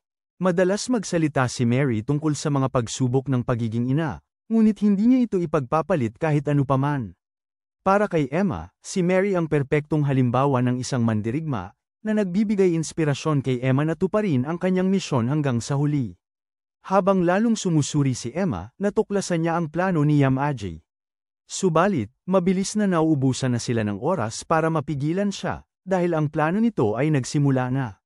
Lumipat ang eksena sa isa sa mga patalastas ni Joseph para sa kanyang mga Oza reactor, ang kanyang bagong pinagkukunan ng enerhiya na sinasabing nagbibigay ng walang katapusang init, at ngayon ay nakakatipid na ang lungsod ng 80% sa gastusin sa enerhiya para sa mga mamamayan. Ipinakita ito ni Joseph sa isang opisyal ng pamahalaan dahil gusto niyang magtayo ng mas maraming planta ng kuryente. Ngunit nagdadalawang isip ang opisyal, dahil sa paniniwalang tututol ang mga tao sa panganib sa kapaligiran na dulot ng mga planta. Ibinunyag ni Emma na bahagi ng plano ni Yamaji ang paggamit sa puwersa ni Oza bilang tagapagpatupad. Plano ni Oza na kontrolin ang lahat ng infrastruktura ng enerhiya, at kalaunan ay sakupin ang bawat bansa mula sa loob. Samantala, malapit sa lungsod ng Oza, kailangang dumaan ang mga mamamayan sa isang checkpoint para makaalis. Ngunit may plano si Emma, inactivate niya ang isang bagay na nagpatay ng kuryente sa lungsod. Dahil dito, nakatakas ang mga bayani, at ang lungsod ay wala man lang sapat na enerhiya para mapagana ang kanilang mga drone. Para sa susunod nilang hakbang, ibinahagi ni Emma na pupunta sila sa isang hindi natapos na planta ng kuryente para mas lalong mapalakas ang kasuutan ni Joe. Magkakaroon ng pagsusulit kinabukasan, at ang mga tenyente ay ng gabing yun. Binalika ni Joe ang sinabi ni Mary sa kanya noon na kontrolin ang kanyang emosyon. Nababagabag pa rin siya sa nangyari noong gabing yun, napagtanto niyang ang tanging nais ni Mary ay ang mabuhay siya. Iniisip ni Emma kung paano nakadepende ang paggana ng kasuutan kay Joe sa kanyang puso at lakas ng loob. Kung sakaling mag-alinlangan si Joe, nangako siya ang magpoprotekta sa kanya. Hinarap ni Big D si Emma, tinawag siyang traidor at binabalaan siya na walang makatakas. Tumakbo si Emma para sa buhay niya habang sinasalakay siya ni Big D, pero dumating si Joe sakto para iligtas siya. Pero, ang malalakas na sipa at mga nilalang na parang alupihan ni Big D ay agad na nakapag-api kay Joe. Napagtanto ni Emma na may plano ang organisasyon laban sa kanila, kaya nag-isip siya ng paraan para mabaligtad ang sitwasyon. Itinuon niya ang pansin sa reactor, na pagpasyahan niyang kailangan niyang patayin ang kanilang wireless resupply system. Gumamit si Emma ng iba't ibang paraan para umiwas sa mga pag-atake at, sa isang matapang na hakbang, umakyat siya sa isa sa mga alupihan para ma-disable ito. Pero, ang pagsabog ay nagdulot ng malaking pinsala at nagsimulang gumuho ang silid, dahilan para mahulog si Emma sa sahig. Mukhang malala ang sitwasyon, pero iniligtas siya ulit ni Joe. Sa kabila ng pagtakas, nawala ng kuryente ang sistema, kaya naubusan ng enerhiya ang kanilang kasuutan at hindi na sila makagalaw. Mayabang na sinabi ni Big D na tatawag na lang siya ng tulong at tapos na sina Joe at Emma. Pero isang tunay na lalaki si Big D at hindi gumagamit ng maduduming paraan kapag nakaharap ang isang karapat-dapat na kalaban. Nangako siyang wala ng sisigabal sa susunod nilang pagkikita, at saka umalis. Maya-maya pa, si Emma ay isang abiso na pinaandar na ang kanyang sasakyang computer. Pinag-iisipan nila kung gawa ito ng organisasyon, pero iniisip ni Emma na baka iba. Tama siya dahil sina Mike at Jason ang nagmamaneho. Ginamit ni Mike ang kanyang badge sa FBI para ma-access ito, pero binabalaan ni Jason na hindi sila matutulungan ng badge niya ng matagal.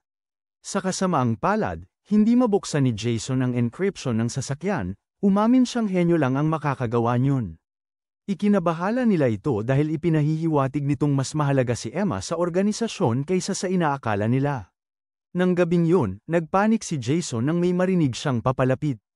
Pinapakalma siya ni Mike, pero nagpanik si Jason at sumubok na lumaban. Nahuli sila, para lang malaman na sina Joe at Emma lang pala yun.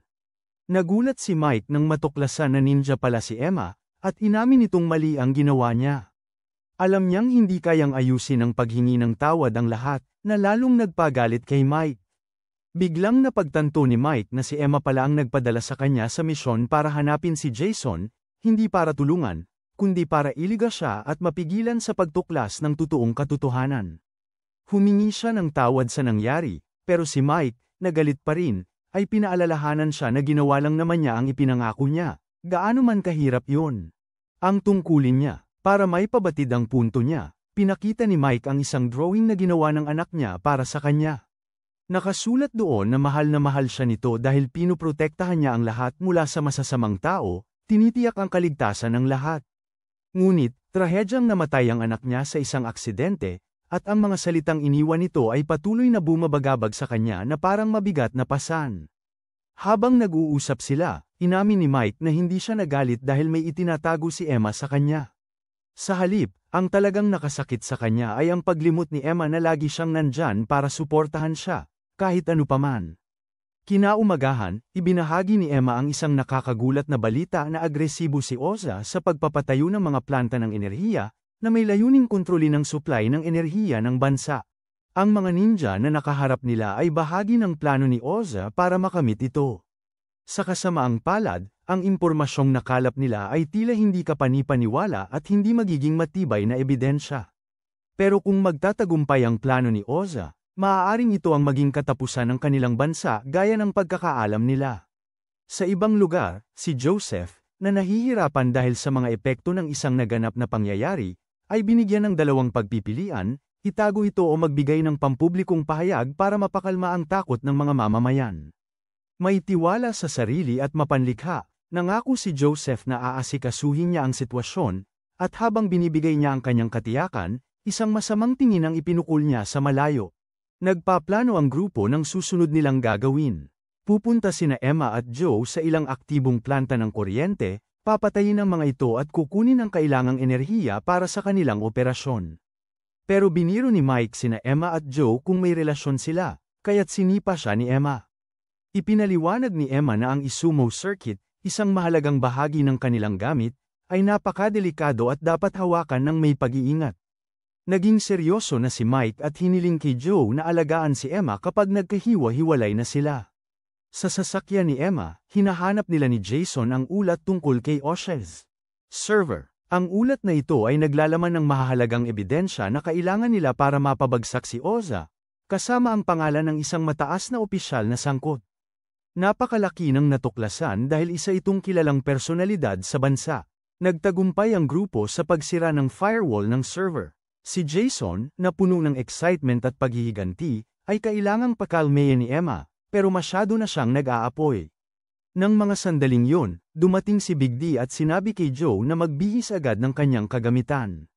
Pinapayagan ni Emma si Mike na gamitin ang armas na nasa truck, at inutusan ni Mike si Jason na manatili sa sasakyan at magpatuloy sa paghack. Si Joe, ngayon, kompleto na ang kasuotan, sumali na sa laban. Matagumpay niyang nahiwa ang isa sa mga nilalang na parang uod ni Big D, pero nagsimulang mag-ayos ulit ang mga ito, handa na namang lumaban. Bigla, binaril si Mike ng isang sniper, at nagbalik tanaw tayo sa panahong kinausap ni Mike si Joe para protektahan si Emma. Nilinaw ni Joe na ang pagbagsak lang ng organisasyon ang kanyang layunin, kaya si Mike ang dapat na mag-alaga kay Emma. Buti na lang, hindi nasaktan si Mike, at nagbiro pa na mas masakit ang sipa ni Emma kaysa sa tama ng bala. Marami pang dapat matutunan si Emma kay Mike, at ipinangako niya kay Emma na hindi pa siya handang mamatay. Sama-sama, patuloy nilang nilalabanan ang mga sumasalakay. Si Mike ay mahusay na nagagamit ang Gatling gun, habang si Emma naman ay nagpapakita ng galing sa paggamit ng baril. Sa kabila ng kanyang pagsisikap, napahaharap si Emma sa panganib, ngunit sa pagkakataong ito ay may dumating upang tumulong sa kanya. Samantala, sa labanang may Gusuko Gear, tila si Big D ang nangunguna. Ngunit, nakagawa si Joe ng isang matalinong hakbang na nagbago ng takbo ng laban. Sa huli, itinutok ni Joe ang kanyang espada sa dibdib ni Big D. Nagulat si Joe dahil halos natutuwa pa si Big D, at kinilala ang kagandahan ng kanilang labanan. Kahit handa na si Big D na matapos ang buhay niya, lahat ay nagulat nang biglang lumiwanag si Big D doon na pagtanto ni Big D na malamang binomba na ng blondeng si Elon Musk ang kanyang kasuotan.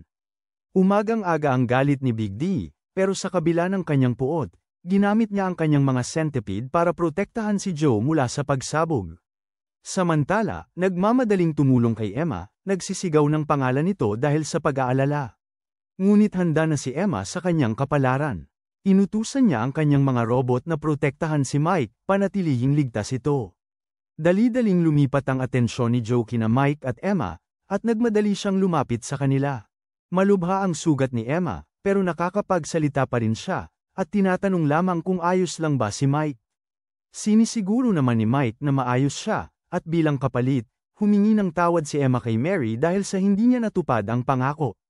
Pakiusap ni Mike kay Emma na maging matatag habang humihingi sila ng tulong, pero sa isang sandali ng kahinaan, ipinakita niya ang tunay niyang anyo sa kanila. Nag-alinlangan siya kung makikilala pa kaya siya ni Mike sa ganitong itsura, pero agad siyang sinigurado ni Mike na kilala niya ito. Ipinaliwanag ni Mike na simpleng pamamaraan lamang yun na natutunan niya, at nangakong tuturuan din niya si Emma balang araw. Nalulungkot na inamin ni Emma na lagi siyang akala niya ay mamamatay siyang mag-isa, pero ayaw ni Mike na manatili siya sa ganyang pag-iisip, gusto niyang manatili siyang may pag-asa. Nagsimulang kumanta si Emma, at naalala namin ang sandali noong binigyan siya ni Mike ng beer sa bar. Sa isip niya, nakita rin niya ang kanyang mas bata pang sarili roon, masaya habang nakikisabay si Mike sa pagkanta. Ngayon, habang kinakanta ni Emma ang parehong awit, humagulhol si Mike, alam niyang malapit na siyang mawala. Pagkatapos niyang mawala, mahinahong inilapag siya ng grupo sa kanyang huling hantungan. May umiiyak yata. Ibinahagi ni Mike na si Emma ay medyo mahirap pakisamahan at palaging nail-laid. Sa kabila noon, sobrang close nila, at ang pakikipag-usap sa kanya ay nakapagpapaalala sa kanya kung ano kaya ang pakiramdam ng pakikipag-usap sa kanyang anak. Para kay Mike, si Emma ay parang pangalawang pagkakataon para muling makakonekta sa kanyang anak, pero hindi niya mahanap ang lakas ng loob na sabihin yun sa kanya. Tinawag niya itong hanggal dahil sa paniniwalang mamamatay itong mag-isa, at nagagalit siya sa sarili dahil hindi niya naipahayag kung gaano kahalaga si Emma sa kanya. Ngunit, pinatibay ni Joe ang loob ni Mike na malamang alam na yun ni Emma. Nakita niya yun sa payapang ekspresyon ng mukha nito, isang bagay na hindi niya pa nakita sa kahit anong iba pang ninja. Muli na namang napaiyak si Mike, at natahimik ang grupo. Muling nangako si Joe na pupuksain ang organisasyon. Inaanunsyo na panahon na para tapusin na ang laban. Ibinalita ni Jason ang malaking suliranin nilang natuklasan, na ang impormasyon ay in-encrypt ni Emma. In-encrypt niya ito para sa kaligtasan hanggang ma-access ni Mike, ngunit sumalungat ang plano.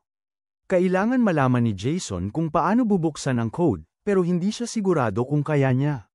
Bigla silang lahat nagulat nang may lumabas na balita. Sinisisi ni Oza ang mga terorista sa pag-atake sa mga planta ng kuryente, at sinisisi rin nila ang grupo ni Joe. Samantala, lumalala ang sitwasyon ni Joseph. Nakatanggap si Yamaji ng balita na nakuha na nila ang lahat ng mahahalagang impormasyon mula sa kumpanya ni Oza, ibig sabihin kaya nang gumawa ng sarili nilang, kasama si Joe's team, na pagtanto nilang nabubuwag na ang plano nila. Kontrol na ni Oza ang media, at mukhang nawala na ang bentahe nila. May naisip siyang paraan para ma-viral ang video nila, pero kay Mike, masyadong bastos ang suhestyon. Bigla na lang, may nangyaring di inaasahan. Isang uwak ang biglang lumipad papasok sa truck, ikinagulat ng lahat. May dala itong bagay sa bibig, at mahinahong ipinaliwanag ni Joe na hamon ito sa isang pagtatalo. Si Jason, hindi maunawaan. Akala ni Joe, nag-aaway si Joe at ang uwak, pero bumalik tayo sa nakaraan para malaman ang ibig sabihin ng uwak na ito. Nang mailigtas si Zai noong bata pa siya ni Yamaji, sumama siya rito, at sinabi ni Yamaji kay Zai na ang mga ninja ang pinakamakapangyarihang mandirigma sa mundo. Sino man ang mamuno sa kanila, sabi ni Yamaji, ay may kakayahang mamahala sa lahat. Habang lumalaki si Zai, naging maliwanag na hindi nawala ang galit niya. Minsan, sa isang pagsasanay, sumuko na ang kalaban niya, pero patuloy pa rin siyang umatake. Kinailangan pang awatin siya ni Joe, pero galit na sinabi ni Zai na ang mga mahina tulad ng kalaban niya ay wala dapat doon. Doon, nasaksihan ito ni Mary, at iminungkahi niyang pag-awayan na lang nila ang kanilang alitan. Ngunit nang mag-away nga sila, nagtabla ang laban. Humanga si Joe sa galing ni Zai, at pinuri niya ang lakas nito. Pagkatapos noon, mas pinagsikapan pa ni Zai ang pagsasanay. Napansin ni Mary na may kakaibang pagkagusto si Zai sa mga uwak. Napansin din niya na tinawag na Reaper si Zai dahil halos lahat ng nakalaban niya, maliban kay Joe, ay tumigil na sa pagiging ninja pagkatapos. Lumipas ang ilang panahon, at mahinahong ipinaalala ni Mary kay Zai na hindi siya nag-iisa. Naramdaman niya ang pagbabago sa sitwasyon. Nagpasya si Zai na magbukas ng loob. Isiniwalat niya ang isang bagay na hindi pa niya naikukwento noon. Pinakawalan siya ng kanyang mga magulang pagkapanganak niya. Iniwan siya sa isang liblib na bundok, iniisip na mamamatay siya roon. Ngunit may grupo ng mga uwak na nagdala sa kanya ng pagkain at inalagaan siya. Ang karanasang yun ang humubog sa pagkatao ni Zai, at ngayon dalawa na lang ang kanyang pinagkakatiwalaan, ang mga uwak na nagligtas sa kanya, at ang kanyang sariling lakas. Dahil hindi pa siya umaasa sa iba para sa kanyang kaligtasan, iniisip ni Zai kung ang pakikiisa kina Joe at Mary ay magpapakita sa kanya ng isang mundo na hindi pa niya naranasan. Sumagot sina Joe at Mary ng oo, at mula noon, silang tatlo sila ay naging tatlong musketeer. Ngunit habang lumilipas ang panahon, nagbago ang takbo ng mga pangyayari. Inamin nina Joe at Mary na aalis na sila sa organisasyon. Ipinaliwanag nilang nalabag nila ang alituntunin dahil sa kanilang pagiging malapit sa isa't isa at hindi na nila kaya pang manatili. Ngunit ang pinakamasakit kay Zai ay nang ihayag ni Mary na siya ay buntis. Lubos na nagulat si Zai, at pinaalalahanan sila sa pangakong ginawa nilang pagtitiwalaan ang isa't isa at haharapin ang anumang pagsubok na darating. Umunlad ang kanyang galit at nagbigay siya ng ultimatum. Piliin nilang wakasan ang kanyang buhay doon na mismo, o sisiguraduhin niyang hahabulin niya silang dalawa, pero iniwan lang siya nina Joe at Mary at sinabing wala siyang pakialam sa batas. Ngayon, sa kasalukuyan, dumating si Joe sa dating pinagtataguan nila. Tahimik na ninanais ni Jason sana't hindi na lang sinagot ni Joe ang hamon ni Zai sa isang tunggalian, pero ipinaliwanag ni Joe na ang pakikipaglaban kay Zai ay bahagi ng nakaraan na kailangan niyang harapin. Hanggat hindi niya naayos ang mga bagay-bagay kay Zai, hindi siya makakausad. Sinuot niya ang kanyang Gusuko armor, handa na sa kung anuman ang darating. Maya-maya'y nagpakita si Zai, na nagsasabing ang mga itinakwil na ninja ay dapat mamatay sa ibang lugar. Nagsimula ang labanan nina Joe at Zai, parehong mandirigma na magkapantay ang lakas sa kanilang makapangyarihang gusok na baluti. Habang naglalaban, hinihingi ni Zai kay Joe na sugurin siya ng buong lakas. Sa wakas, nakapagbigay si Joe ng isang suntok, nasugatan si Zai, pero hindi ito tumigil sa kanya. Nagpatuloy ang laban, matindi at walang humpay. Sa gitna ng labanan, pareho silang nawalan ng espada, at nagsuntukan ng napakalakas kaya nabasag ang kanilang mga baluti, na nag-iwan sa kanila na walang proteksyon. Galit na galit si Zai, sinabi niyang dapat sana'y tinapos na nila siya noong may pagkakataon pa. Nakikita niya si Joe bilang isang buhay na paalala ng pagkakamaling nagawa niya sa pagtitiwala sa isang tao. Ngayon, nanunumpa si Zai na gagamitin niya ang sarili niyang dugo upang burahin ang kanyang nakaraan. Si Joe, sa kabilang banda, nakadarama ng matinding tungkulin at ayaw mamatay hanggat hindi niya ito natutupad. Walang gustong sumuko sina Joe at Zai, at nagkasundo silang tuluyan ng magpalaya sa isa't isa sa kanilang mga pasanin. Isang matinding labanan ang naganap sa pagitan nilang dalawa, nag-iwasang magtira ng lakas. Mukhang nauna si Zai, pero pinakawala ni Joe ang kanyang lihim na galaw, ang kalmado. Ang malakas na pag-atake ang nagbalik ng lakas kay Joe. Napagtanto ni Zai kung gaano nakagaling si Joe, at naperpekto na ang kanyang 5 pandama. Kumuha ng espada si Zai at sinubukang tamaan si Joe. Samantala, nagbalik ang mga alaala niya sa parusang ipinataw ni Yamaji dahil sa hindi niya pagtatapos kay Joe at sa pamilya nito noon. Sinimulan niyang pagsisihan si Joe habang naglalaban sila, na kung hindi niya iniwan ang pagkakaibigan nila, hindi sana nangyari ang lahat ng ito. Pero ipinagdiinan ni Joe na hindi niya ito iniwan. At totoo naman ang sinabi nila ni Mary na isa si Zai sa kanila. Ipinaliwanag ni Joe na ang batas ng mga ninja ay walang silbi dahil hindi nila kayang mahalin ang mga taong mahalaga sa kanila. Sumunod ay isang pagbabalik tanaw kung saan nakita natin si Mary na nagsasabi kay Joe na kung sakaling aatake si Zai, hindi siya lalaban ng buong lakas dahil hindi naman mali si Zai, pero sana lang. Pinagpapaliban ang pagganti kay Ren, ang anak, dahil napagtanto niya ang lakas ng pagmamahal. Dahil dito, ipinagtatanggol niya ang espada ni Zai at nakapagbigay ng malakas na suntok, kaya nawala ng malay si Zai. Sinabi ni Joe na maaari nilang pag-usapan ito mamaya at umalis na. Samantala, si Jason ay patuloy na nagsisikap basagin ang encryption ni Emma sa track. Biglang bumalik si Mike at pinaalalahanan siya na baka matunto na sila ng mga pulis, kaya nagtalo sila saglit. Pero inaya ni Jason si Mike ng inom para matapos na ang pagtatalo. Nang dahil dito, nalungkot si Mike dahil naalala niya ang pag-aya sa kanya ni Emma noon, at kung gaano niya ito nami-miss. Siya at ang anak niya. Naglipat ang eksena sa opisina ni Yamaji kung saan nakatanggap siya ng voice note mula kay Joseph. Isang nakakagulat na pangyayari. Ito pala ay isang palm na mensahe mula kay Joseph na nagsasabing nagamit niya ng mabuti ang mga ninja sa kanyang mga susunod na gagawin. Kasunod nito ang pagsulpot ng mga armadong tauhan ni Joseph sa loob ng opisina ni Yamaji, at nagpaputok ng baril. Ngunit minamaliit ni Joseph ang dalubhasa sa ninja na nakapaglagay na pala ng bomba roon, na sumabog agad at tinapos ang lahat ng mga lalaki. Nakalabas si Yamaji sa gusali at tinawagan si Joseph sa kanyang sasakyan, sinabing, "Baliw ka. Papunta na ako." Namutla si Elon Musk nang sumabog ang kanyang plano. Pagkatapos, dumating si Yamaji sa Oza Corp kasama ang kanyang mga tauhan at nagsimulang sugpuin ang mga tao. Nakita ni Joseph sa CCTV ang paglapit ni Yamaji sa kanyang opisina sa pinakamataas na palapag. Sinubukan siyang iligtas ng mga bantay pero huli na dahil nasa loob na ang mga ninja.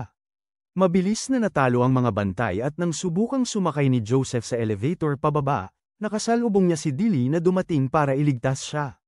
Umakyat si Dilly sa hagdan, dala-dala ang blonde na si Elon Musk na nasa balikat niya na parang bata. Ngunit, nakita sila ni Yamaji na tinawag si Dilly na traidor dahil dito.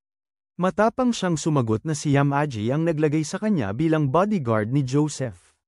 Pagkatapos ay itinulak niya si Joseph palabas ng bintana kung saan siya nasagip ng isang helicopter sa ere. Nanlaki ang mga mata ni Joseph habang pinapanood si Dilly na gumawa ng isang bagay na hindi niya naman nararapat. Lumipat ang eksena kay Joe pagkatapos ng laban niya, nilapitan siya ng matandang doktor na naggamot sa kanya noong una. Nagulat siya nang tanggalin ng doktor ang kanyang pagkukunwari at ipinakita na siya pala ang dating ninja master ni Joe na. Akala nilang patay na. Sa Oza Corp, nag-isang laban si Dilly sa mga ninja ni Yamaji at natalo ang karamihan. Naalala niya ang panloloko ni Joseph tungkol sa innovation na nagparamdam sa kanya ng kaba. Tinawag siyang tanga ni Yamaji dahil naniwala siya sa kasinungalingan ni Joseph, pero naniniwala pa rin si Dilly. Pagkatapos noon, sinuot ni Yamaji ang perpektong Gyusuku gear niya sa unang pagkakataon, ang Mikado. Isang malakas na pag-atake lang ang ginawa niya at natamba si Dilly sa labas ng gusali. Sa ibang lugar, naguguluhang nagtanong si Joe sa pinuno kung bakit siya tinutulungan ito ng matagal na panahon. Kahit na nilabag niya ang kodigo, sumagot ang pinuno na matagal na niyang napagtanto na ang kodigong ito ay sumpa para sa lahat ng ninja, isang bagay na lubos na nagbubuklod sa kanila at inaagaw ang init ng buhay. Pagkatapos ay nagbalik ang eksena sa isang usapan ni Mary at ng pinuno. Sinabi niya kay Mary na ang nadarama niyang init at pagmamahal mula sa puso nito ay hindi niya kinasusuklaman, ngunit ito ay magiging dahilan ng kapahamakan nito. Alam ito ni Mary, ngunit nais pa ring sundin ang dikta ng kanyang puso. Nagulat siya sa desisyon ni Mary, ngunit natuwa rin dahil ang isang ninja ay higit pa sa isang mandirigma. Dapat gabayan ng puso ang sandata, ngunit sinabi niya na si Yamaji ay hindi kailanman sumang-ayon dito. At ninanais na maging malamig at pinag-aga niya lamang ng kapangyarihan ang kinabukasan ng mga ninja. Ipinagagawa ng pinuno kay Joe ang pagpapatuloy ng kanyang natatalong mithiin at wakasan ang pamamahala ni Yamaji. Pagkatapos noon, nakita natin si Mike na dinalaw ng kanyang pinuno sa FBI. Sinabi ni Mike na ipaaresto si Joseph dahil siya ang ugat ng lahat ng kaguluhan. Ngunit tulad ng isang duwag, ang pinuno ay patuloy na naghahanap ng dahilan na ang sitwasyon ay hindi kasing simple ng tila. Gayunpaman, bigla siyang nakatanggap ng tawag mula sa punong tanggapan na nagsasabing ang lahat ng pribadong impormasyon ng OSA ay nailik na online. Nagulat ang pinuno at tinitigan siya ni Mike na parang, sabi ni Mike kay Chief na si Jason ang may gawa, na lalong nagpagalit sa kanya. Ibinunyag pa ni Mike na nadawit din ang mga kilalang tao tulad ng kalihim ng depensa dahil sa pagpapaupo nito kay OSA ng mga tagapagbantay. Tinatanong siya ng chief kung binabantaan ba niya ang FBI, at sumagot si Mike ng, "Oo naman." Ani Mike, ginagawa niya ito para sa katarungan, isang bagay na nakalimutan na raw ng chief.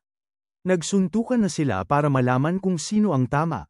Samantala, si Joseph naman ay nagwala nang makita ang balita tungkol sa paggamit ni Ozza ng mga tagapagbantay bilang mga mercenary. Nabunyag na siya, nababaliw na siya at nagpahayag sa FBI na kanyang sisirain ang mga reaktor ng Ozza at papangatin ang lungsod kung siya ay sasampahan ng kaso. Sa punong tanggapan ng FBI, sina Mike at ang hepe ay sa wakas ay nagkaisa matapos ang kanilang pagtatalo. Iniisip nilang ito ay isang pagtatangka ni Joseph na maaga ang atensyon ng lahat habang siya ay tumatakas sa bansa. Habang nagkakagulo sa lungsod ng Ozza, si Joe ay nagtungo na rito para sa kanyang huling laban kay Yamaji. Sa ibang lugar, si Mike ay nagmamaneho na ng kanyang sasakyan sinusubukang hanapin si Joseph, na patuloy na gumagalaw. Nakatanggap siya ng tawag mula sa punong tanggapan kung saan ipinaalam sa kanya ng hepe na kinubkob ni Yamaji, kasama ang kanyang mga ninja, ang Pentagon at ang White House. Susunod niyang tatawagan si Jason na tutulong kay Mike na matukoy ang kinaroroonan ni Joseph. Naglipat ang eksena kay Joseph na nakarating na sa isa sa kanyang mga testing site ng Ozza. Sumakay siya sa isang eroplano na may nakatagong maraming baboy, nagtatangkang tumakas sa bansa. Ngunit bago pa man makalipad ang eroplano, nakarating din naman si Mike sakay ng kanyang sasakyan, nabangga ang eroplano dahilan para mawalan ito ng balanse.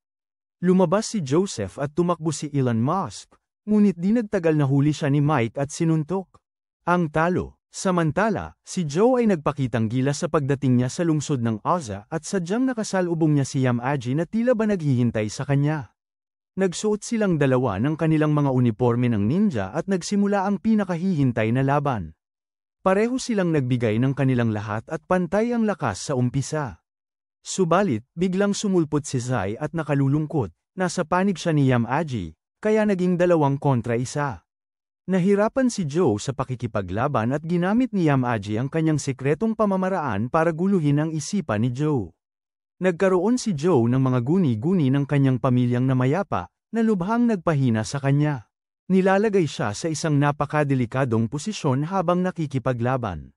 Handa nang magbigay si Yamaji ng pangwakas na suntok, ngunit ang pagkakakapatiran ay nagising sa pinakakinakailangang sandali nang lumipat si Zai ng panig at hamarang ng espada kay Yamaji. Nagalit si Yamaji at naglabas ng buong lakas, kaya nagsimula ang matinding pag-aaway ng dalawang ninja. Nang halos mawalan na ng pag-asa sa laban, nakakita si Joe ng isang pangitain ng kanyang magandang asawang si Mary na parabang nasa tabi niya. Sinabi niya rito na mukhang tapos na para sa kanya, ngunit ipinaalala ni Mary sa kanya ang paraan ng ninja, na maging mainit na parang yelo at malamig na parang apoy. Ang pag-aalalang ito, isang bagong sigla ang sumiklab kay Joe na nagtulak sa kanya upang magbago. Nag-iba ang anyo ng kanyang kamuway. Naging isang tunay na shinobi siya at ginulat si Zai nang gamitin ang sekretong galaw ni Zai, ang Thunderclap, para mamayani kay Yamaji.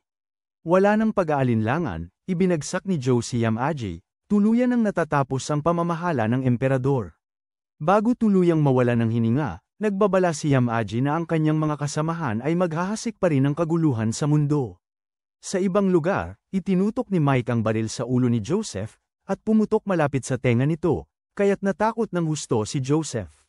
Nahuli na rin sa wakas ng FBI ang blondeng si Elon Musk. Nagbabagong eksena kay Zai, na susuko na sa buhay dahil sa tingin niya ay wala na siyang dahilan pang mabuhay. Pero pinigilan siya ng kapatid niyang si Joe at pinaniwala siyang malaya na siya ngayon mula sa mga pagsubok, at magkakaroon na sila ng bagong buhay.